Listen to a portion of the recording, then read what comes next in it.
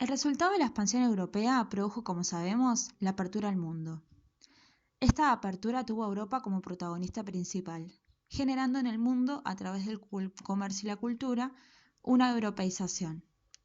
Se comienzan a ampliar los circuitos comerciales, ascendiendo a la burguesía como clase social, que cumplirá un papel fundamental en los estados modernos, adaptándose en general las formas absolutistas de gobierno. El absolutismo en Europa en los siglos XVI, XVII y XVIII cumplirán un papel fundamental, que luego se irán consumando en diferentes revoluciones. El absolutismo es fundamental porque es el comienzo de la creación del Estado moderno. Como mencionamos, el absolutismo se da en varios estados de Europa, pero nosotros en este caso trabajaremos el francés. ¿Por qué trabajamos el francés? Porque es con Luis XIV donde se da la mayor concentración del poder en el rey. En este contexto nos encontramos con un reino fragmentado, dividido en comunidades y señoríos, y fruto de dos factores. Por un lado, por el feudalismo y el régimen señorial. Entonces, una de las cosas que nos podemos preguntar, ¿quién creen ustedes que será ese elemento unificador? Claramente el rey. El absolutismo, para poder definirlo, es un aparato reorganizado y potenciado de dominación feudal, destinado a tener a las masas campesinas en su forma tradicional. Fue un nuevo caparazón político de una nobleza que estaba siendo amenazada. Es importante que sepamos que este gobierno fue un largo proceso. Hay autores que plantean que por ciertos acontecimientos puntuales, este tipo de gobierno fue confeccionándose. ¿Por qué cosa se debe querer tener un Estado unificado?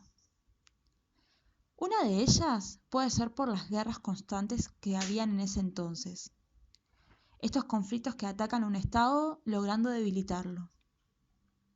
Para ello, el rey va a necesitar un ejército permanente de mercenarios.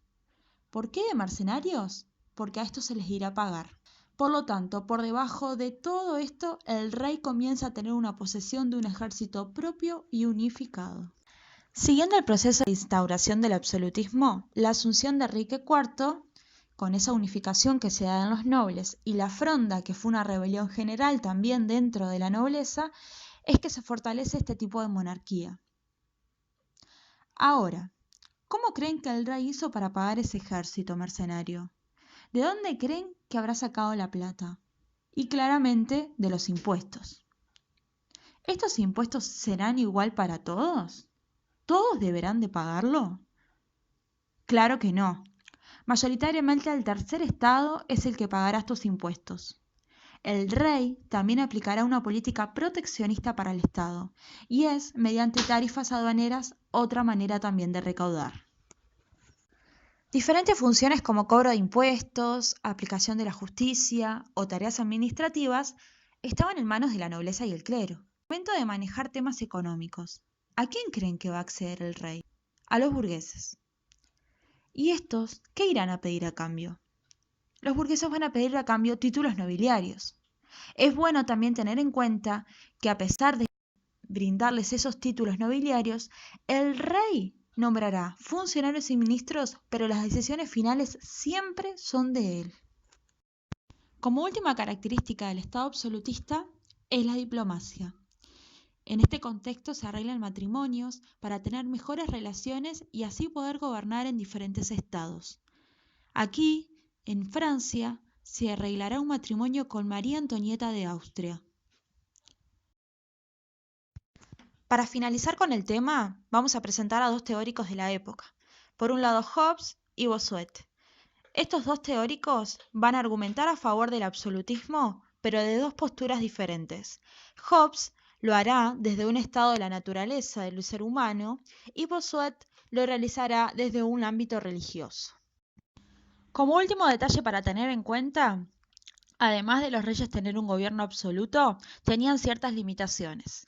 Una de ellas era la noción de continuidad. Si muere la autoridad, pasa sin intervalo su sucesor.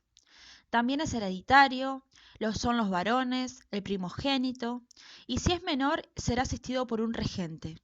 Tampoco el rey puede modificar la ley de sucesión, ni cambiar el nombre a su reino, ni tampoco vender las tierras. El principio de religión va a ser el católico y todo lo que el hombre realiza es por la voluntad de Dios.